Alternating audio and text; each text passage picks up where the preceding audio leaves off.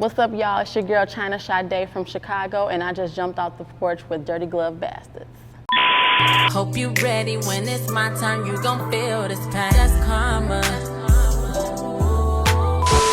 All right, today we got China Shadae off the porch with us today. What's up? What's up? What's up? How you feeling today, sir? I feel real good. Thank you for having me. For sure. It's a pleasure to have you on the porch with us today. Appreciate it. No problem. Hailing all the way from Chicago. Chi-town. How was the trip on the way to Atlanta? It was real smooth. It was only about an hour-and-a-half flight. You know, got a little nap in. So, yeah, it was smooth. For sure.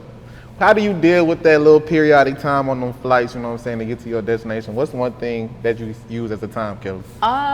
Well, I do take naps, but the times I'm not sleepy, I do use that time to like listen to beats, you know, write to some different music and things like that. That's what's going on. So now we here in Atlanta. And we here. How does it feel to be in the hot city of Atlanta? It feels really good. I really like the city of Atlanta. I've been here a few times, not for business, but more pleasure. But yeah, it feels good to be here. For sure. Welcome back. Thank you. Thank you.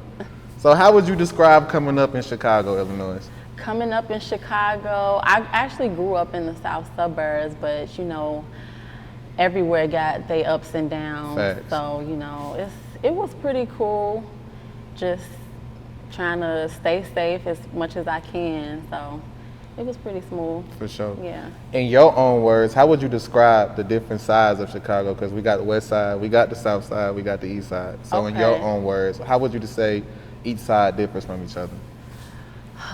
The north is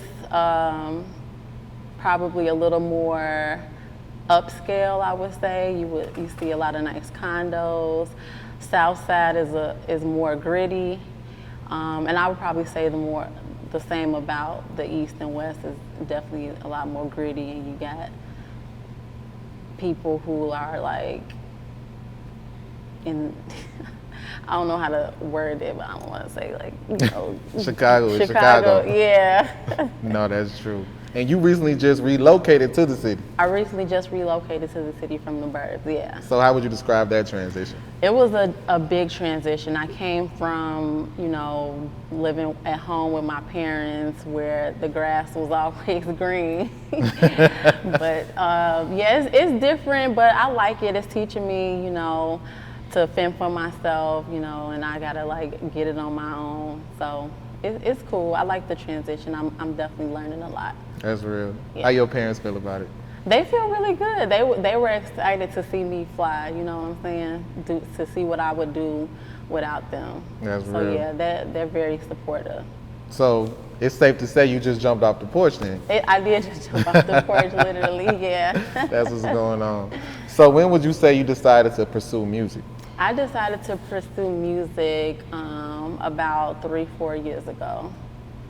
And what inspired that, you know what I'm saying, decision? I would always be singing and trying to record, and I would just get so many compliments on my voice. Like, you know, you should record, you sound so good. I'm like, for real?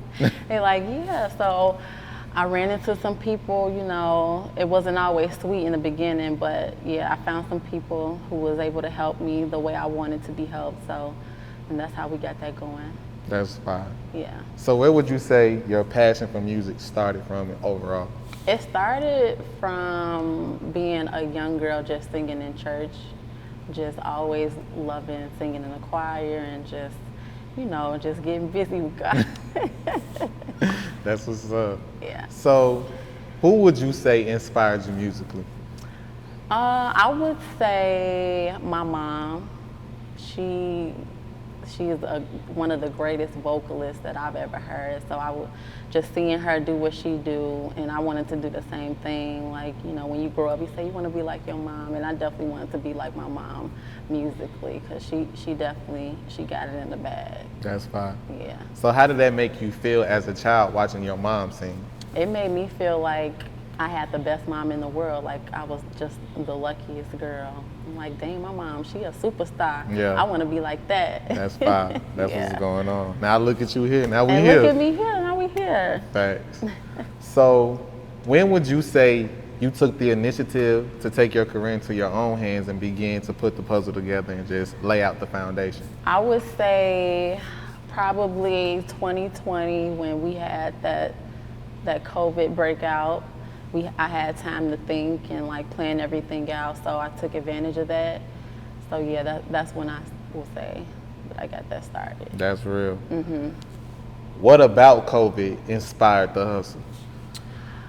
Just being on that little break of being shut down, not being able to go to work, so I just kind of had to figure it out, you know what I'm saying? Because the money still had to come in, so I was just thinking of like the way that I could still have that income, you know what I'm saying? So you just have to get it because you never know what's gonna happen in the world, so you just got to be prepared for whatever. Real spill. So Still, yeah. nah, that's real. Seeing that the state of R&B has changed from when we was coming up, Yeah. how would you say it is now versus back then?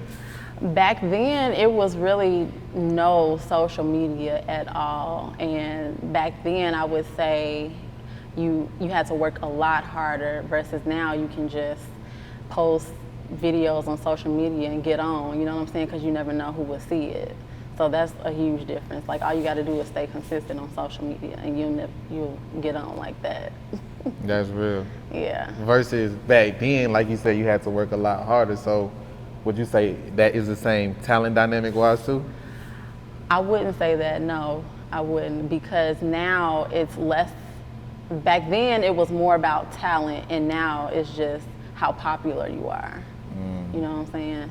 If you got that following, you can easily make that bread because you got a cult following, but back then it was just based on like pure talent. For sure. Yeah. Would you say the respect for the genre is the same versus back then versus now? No, it's totally different because people back then you were respected for having the talent and you know just getting it honestly, and now it's more just social media, just getting on for just doing the smallest thing for real. Yeah. So you really don't have to work hard at all. So that respect level is definitely different. That's real. Yeah. So how would you describe your approach? My approach, I believe I have the talent and I also have, you know, that easiness, I guess I would say, but I think it's a good balance and it works for me because I can back up the talent and I can do the social media. So I think it's a win-win for me. That's real. Yeah. So what is it that you want listeners to take from your music? I want them to take, especially like for the ladies, that, you know, we all have our different experiences, but, you know, I can relate to that. So I got y'all back. So whatever y'all going through, I could be going through the same thing. So, you know, just take it how I give it. You know what I'm saying? That's real. No, that's too real. So let's talk about your single, Leave Me Alone.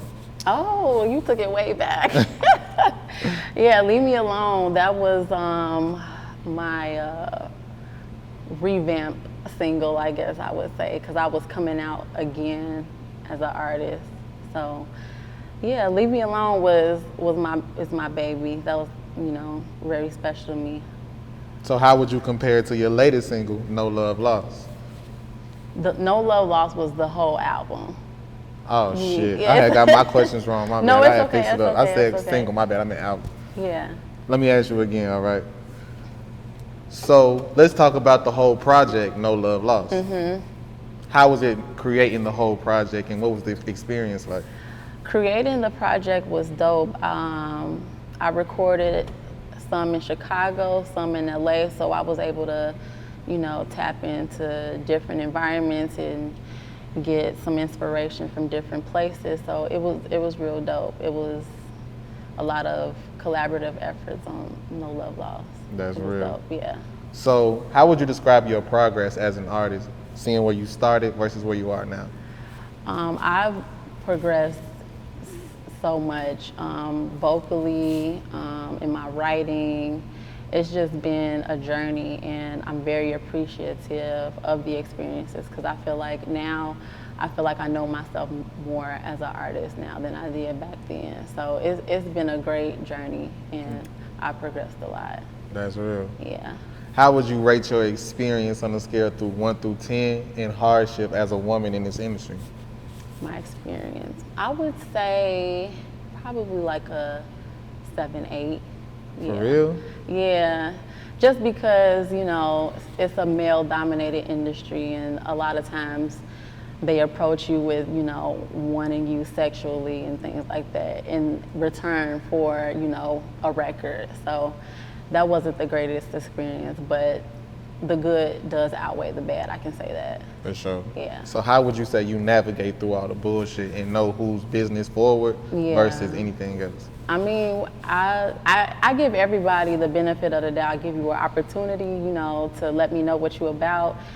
And once I figure out what you are about, I just kind of let that go and move on to the next. Because, I mean, I don't have time to waste, you know what I'm saying? And I'm not going to do what I'm not comfortable with, so. That's real shit. Yeah. What is it that you would say you want the most out of your career?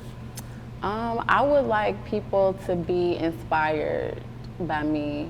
I was a person who was just afraid to give anything a shot, so I feel like if I can do it, anybody can do it. You know, if you got a dream, if you got a goal, you got to try. You have to try, because if you don't, you would never know if you will make it or not. For sure. What's some of the goals you guys set for yourself outside of music? Outside of music, I would love to be an actress, you know, get more into acting. I would love to have a couple businesses, like some restaurants and things like that. That's what my work experience comes from restaurants, so I would love to get into that too. So what kind of restaurant would you open up?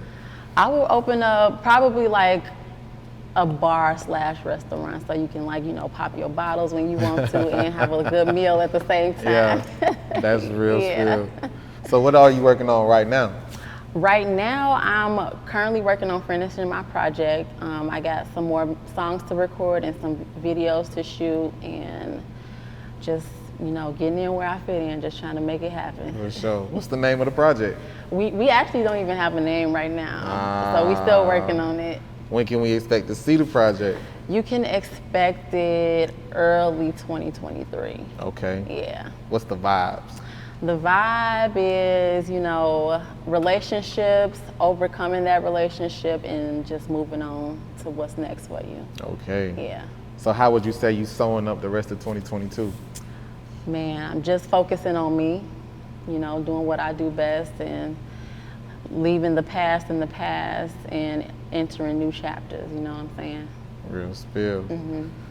Any last words and shout outs? Shout out to my mama and my daddy, my brothers, I love you all. Shout out to the team behind me, I wouldn't be able to do it without them. Geronimo, Ksenia, TCF Live, you know what I'm saying? From the Shy, bringing it to you. For sure. Yeah. China Shadae, we appreciate having you today again, love. Thank you so much for having me. For sure. Hope you ready when it's my time, you gon' feel this pain. That's karma.